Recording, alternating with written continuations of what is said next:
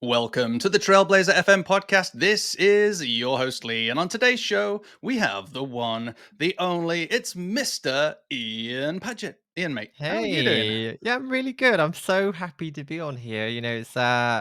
We talk a lot, but I haven't actually spoken to you face to face in a while, so this is We really good for me do. as well. I think we first met, did we first physically meet at We the did. Upreneur Summit, wasn't it, We years did. ago? Yeah, in person. That's right. Back in the day when it was fashionable to meet up in person.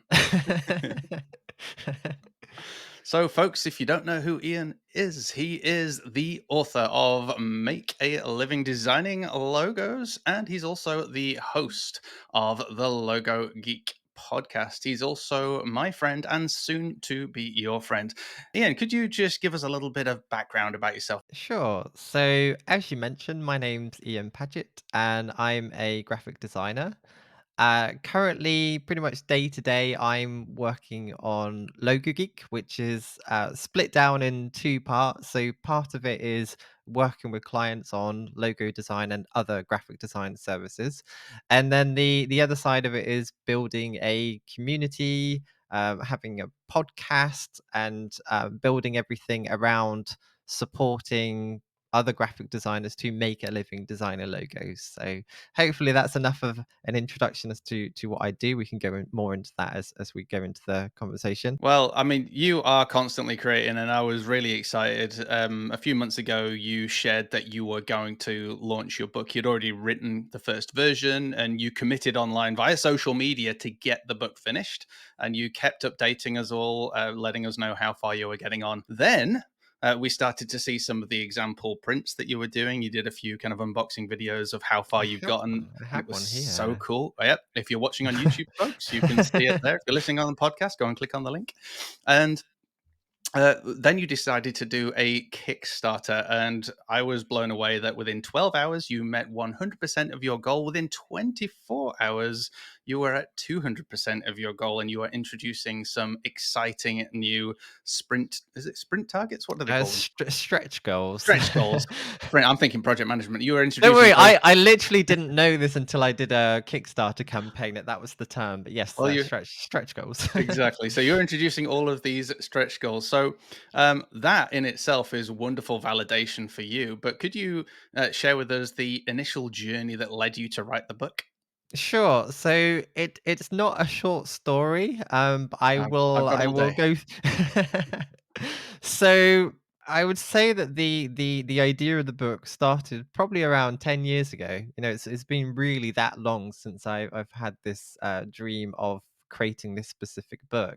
But I would say that the actual seeds of doing this was like when I was at college, I wanted to write a book. I literally wanted to create a book, and I can't remember exactly what sparked that, but initially, I wanted to create like a fantasy illustration book slash story. Being a big like Star Wars fan and Lord of the Rings, I always used to read these illustrated books, and I really wanted I wanted to do an illustrated book.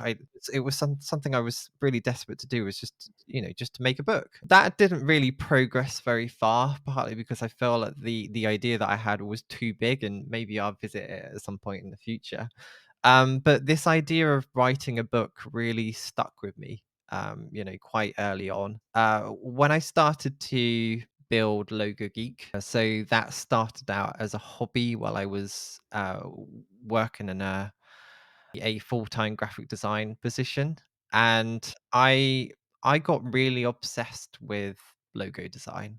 I really wanted to learn more. So in my free time, I've always been passionate about learning some new skill that I could apply to my full-time job. And logo design was something that I started to focus on, and I started to read books and then share what I was learning on social media. And this idea of sharing what I was learning kind of sparked this thing where I kind of cornered myself into this position where I felt like I had to keep learning in order to share stuff. Hmm. But it just turned into an absolute passion, and I just reading, literally buying every book I could find, reading every book I could find, reading every resource I could find, speaking to as many people as I could about logo design. And something I noticed was that across all of these books, there was never really one book that was kind of perfect for what I needed. There was like, one little bit from this book that I found really useful, another one from this one. And there was all these, different things. And I had this idea, like I said, I always wanted to write a book. It's like, oh, maybe I should write like a bible to logo design, like the ultimate guide to logo design in some capacity, Mm. because and this was quite early on. Like I hadn't worked much on logo design at that point.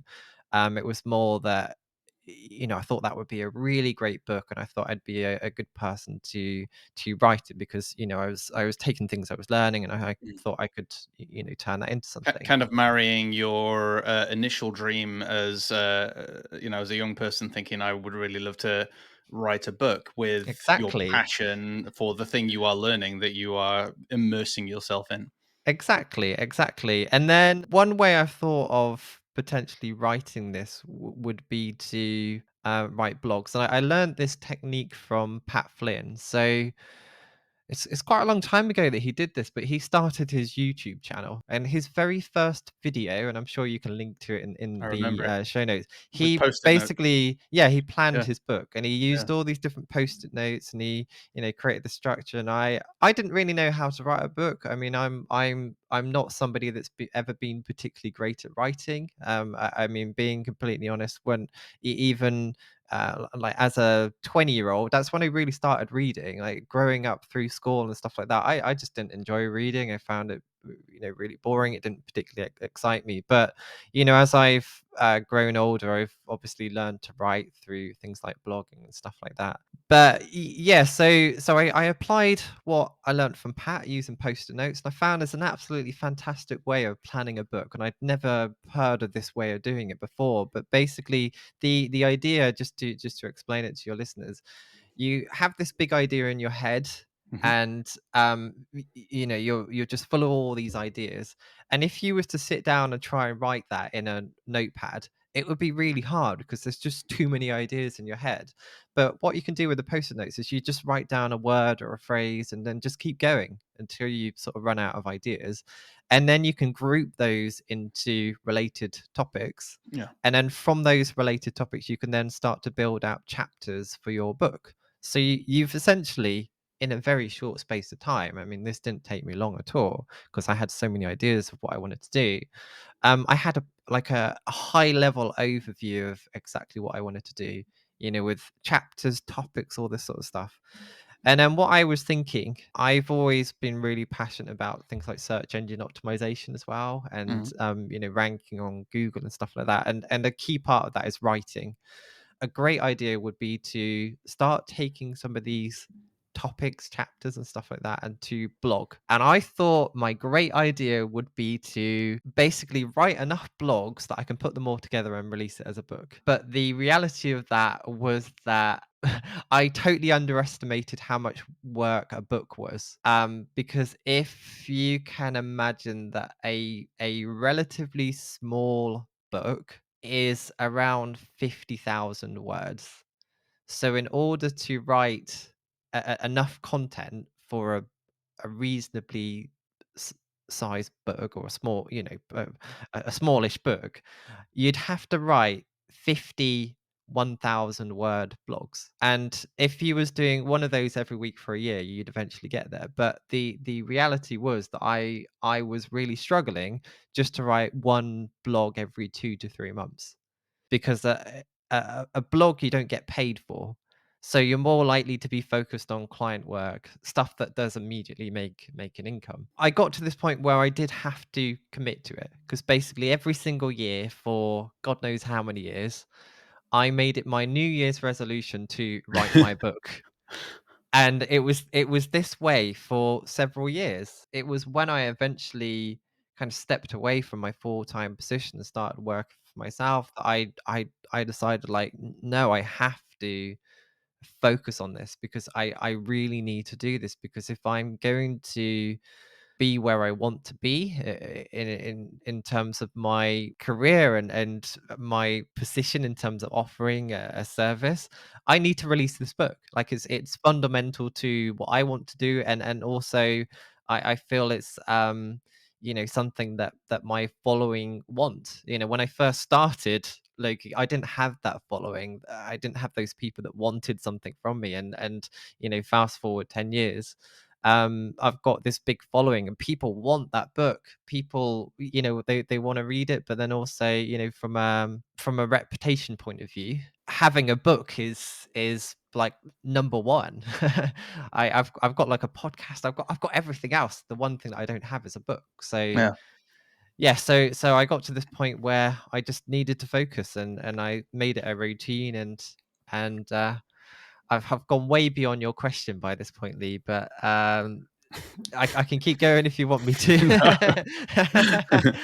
No, that's fine. I mean, I love listening to the journey, and it sounds like to me it's something you've wanted to do. Like I said earlier, you've kind of married that dream as a child to the passion that you have. You've recognized that a book is a phenomenal calling card. It's a credibility Mhm, booster. It's a business card. It's got many advantages to you, but equally, your following want this. You've developed a great following through the Logo Geek podcast and all of your different channels. mhm. People know, like, and trust you. They know you're good at what you do. Your clients also know, like, and trust you, which means your community would really love to learn from your experiences. So it's it's encouraging first to know that it's taking you this long, because everybody else listening who also has a dream, who's also procrastinated for years, can be encouraged that it's completely normal. Um, I but hope equally, so. yeah, but also we can be encouraged that you can actually get there, and you are there. You've launched your Kickstarter, like I said. The book is pretty much ready to go, which is super exciting. And obviously, one of the purpose behind the Kickstarters was to release the book at a really high quality, instead, as opposed to Correct. doing the cheaper run where people don't have that nice experience of reading the book. So that's really exciting. So for those who do grab the book, what's the one thing you want them to take away?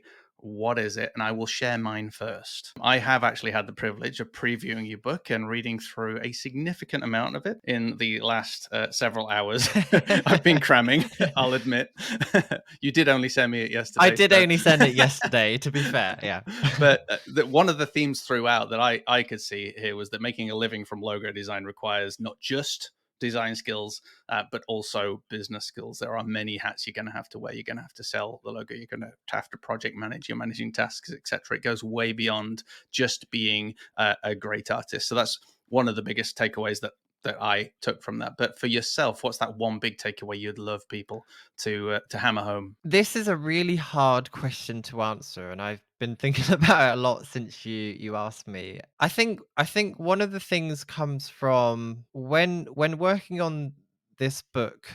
As I mentioned to you, the original idea was to create the ultimate guide to logo design. Over the last 10 years, I've realized that that doesn't exist, and creating that book would almost be quite arrogant, because something that I've learned. So I've read loads of books. I've interviewed hundreds of graphic designers, and I've been fortunate to have spoken to people who I deem as the best living logo designers on the planet. And something that I've noticed is that there just isn't a single way to do this. The only thing that is uh, consistent between everybody that's making a living designer logos is that they offer logo design, and that's the end product. How they offer that as a service is different in every scenario. With some, I mean, sometimes there are some similarities. How they've built their reputation is different. How they promote themselves is different. The platform that they work on is different. So, something that I've tried to do with the book is share how I've made a living designer logos. And the reason that I've done that is because I don't want to be telling people how to do something if I don't know if that thing actually worked or not.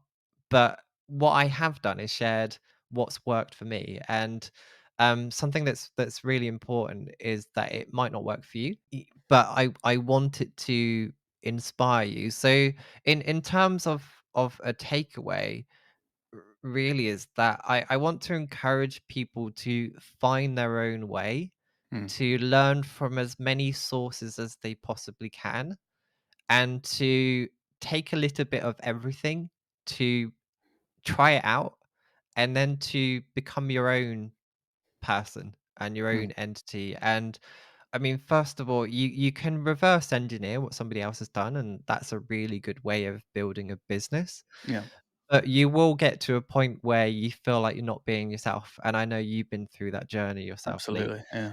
I remember you sharing this, picture of you as a business, you know, it's quite funny to Suited and see. booted. Yeah. Yeah, and now you are much more yourself. So I hope that people reading the book will be inspired, Yeah. but they will be inspired to take their own journey and to find their own way of making a living designing logos by taking lessons from what I've done and then finding their own way. So I think that's probably the biggest takeaway, because that I don't believe that there's a book like that in this space that is done in that way, that's been as transparent and as honest. Most books on logo design are literally how-to books or step-by-step books. But like I said, the only thing that's similar, that's the same between every designer, is that there's a logo. At the lowest end, they're not doing any research, they're just throwing stuff out. If they do that and they're able to make a living doing it, that's cool. And then at the higher end, again, they offer a logo, but there could be like whole strategists and teams of people, and they need flights paying for and all this sort of stuff. And this happens, Mm, literally. There are like Chemaev and Geismer and Haviv. If you want to work with them, you have to pay for them to come to you and have a meeting. So amazing. find your own way.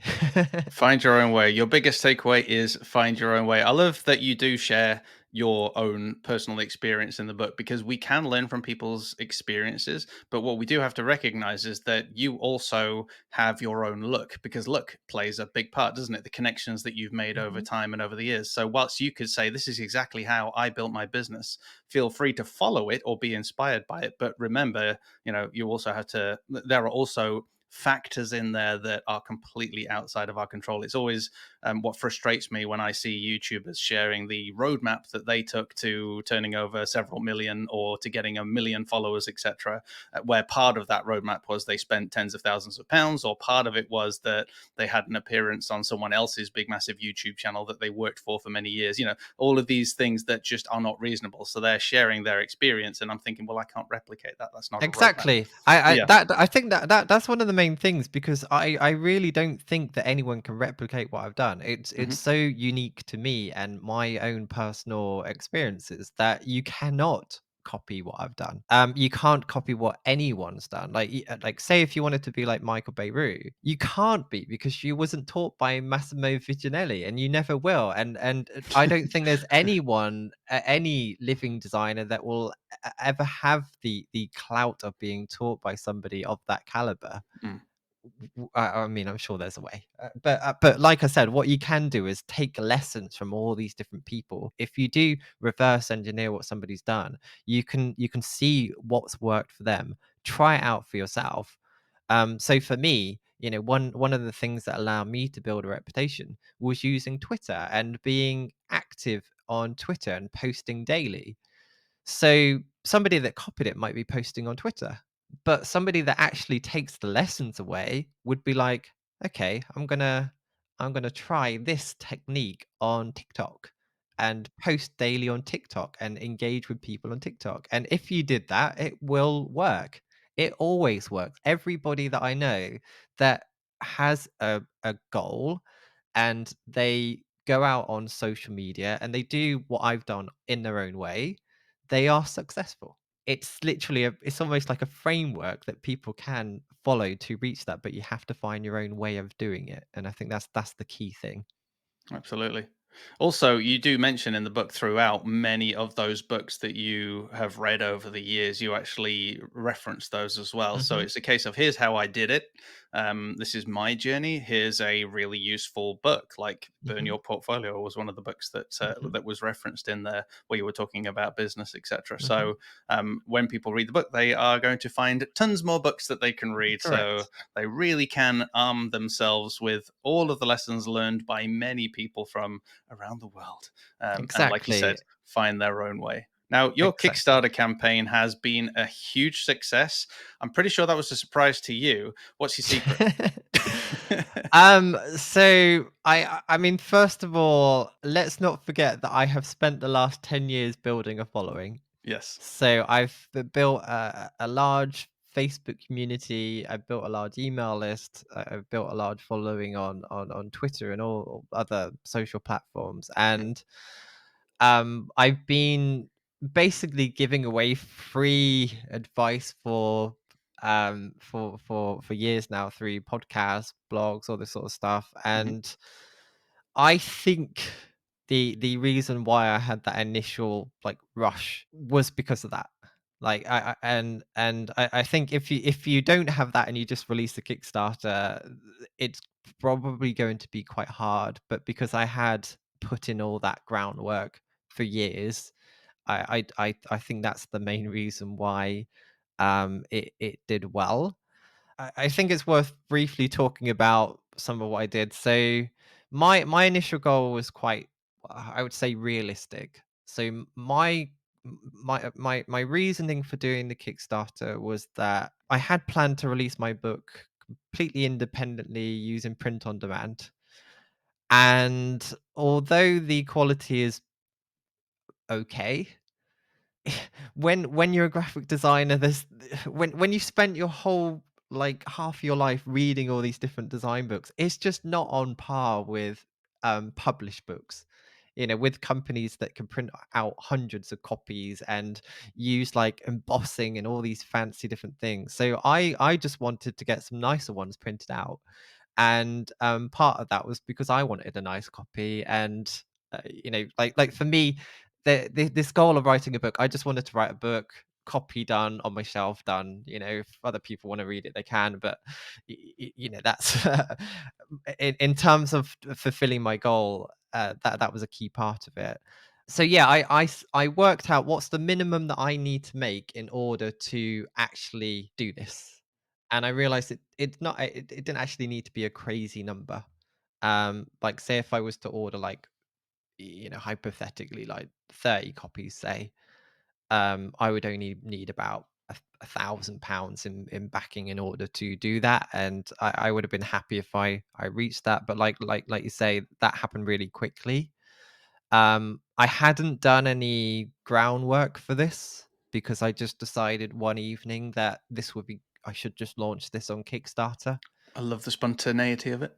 Well, I don't have a lot of time. So Yeah. half my time I'm caring for my daughter, and then Yeah. the other half of the time I need to make money. So, you know, Mm. I'm doing client work. So I worked out, you know, the best thing will be to launch this on Kickstarter. So I just threw everything together pretty much in one evening. I did it as quickly as I could. Um and then put it out there, and I literally went as far as just throwing it on everything that I had. So putting it in my Facebook group and tagging everyone. That means that everybody that's in the group got an alert. So that's over 10,000 people that got alerted. And then I sent out an email to my email list, which is around 10,000 again. And then I posted it out to all my socials. So I really just threw it out there to so many different people. And well, I mean, I wasn't expecting it to be as quick as it was. Yeah, I think that plays a key role. Yeah, it is. It's an important thing to factor in when you are launching something on Kickstarter. If you don't have that audience, if you've not got the 5 or 10 years or behind you, then you are going to have to invest, aren't you, in some form of promotion as well. So Facebook ads or Yeah. something to try and build that audience or to try and attract people who may be interested in investing. So, like myself, when I launched the Agency Transformation Live event in 2018, I think it was now, gosh, a long time ago. That surprised me how quickly tickets sold for that. But that again was because at that point I already had about 6 years Mm. behind me of the podcast, of building a following, etc. So as we go into 2024, more and more people know about me nowadays, which is wonderful, and want to come and meet other people within the community because it's slowly built up. So that's definitely an important factor. Now, in your book, you do look at some very famous logos. Could you share, kind of give us a snippet from the book, a bit of a free preview, and just share an interesting story about one of the logos and maybe why it's in the book? Yeah, sure. So in terms of um sharing like famous examples, it's primarily to give context to certain things. So as one example, when you are creating a logo, you need to consider that it's going to be versatile. So you want to make sure that it's going to work in all different situations, from large sizes, small sizes, single color, black, white, all this sort of stuff. And there is this weird thing that can happen sometimes where you just decide that you want your nice logo to be in white, as an example. If you was to just take your logo in some situations, for example, I use the Premier League lion as an example. If you was just to invert the color of that, it looks wrong, and it's a little bit like, and your younger listeners won't know what I'm talking about here, but you know when we used to take photos, and you use the film, and you'd have the Negative. Yeah. the yeah, it when you flip Premier League logo, it looks like that. It just looks wrong. Like the eyes that should be black are suddenly white, and it just looks strange. So what you have to do in those scenarios is essentially redesign the logo, or adapt and modify that logo to look right when it's inverted. And the average Joe won't even notice this because they just see it as looking like the same thing. But if you was to look at the Premier League logo when it's in white, it's slightly different. Like they've essentially created an outline to that in order to ensure its versatility. So in terms of using famous logos within my book, it's to illustrate and explain a technical part of constructing a logo.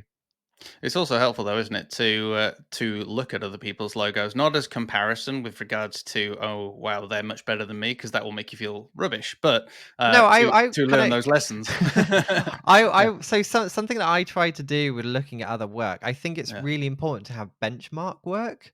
right. And you know, when you look around on social media, it can make you feel rubbish that you're not good enough. But actually, I find it really helpful to have something that you can look to where you want to be. So for me, it's looking at work by agencies like Pentagram or Chimaya for Guys, and Haviv, and I've got really nice books from them, and I look through them sometimes and think, okay, I need to keep working to be able to produce work that's to this standard. And I feel I can get in there now. Like I mean, it's taken me a long time, but I do feel like there's you know, some logos that I've done where I would happily put it aside some of the work that they've done. So But I that's think it's great really mindset, though. That's the important thing. Your mindset there is for improving yourself. So you're looking yes, at the next level. absolutely, You're looking at the bars that other people have set. You're recognizing that maybe you're not quite there, but you're aspiring to be there. Therefore, you're exactly, pushing towards it. I think quite exactly, commonly, I mean, I exactly. used to do this in web design myself. I'd look at so many other web developers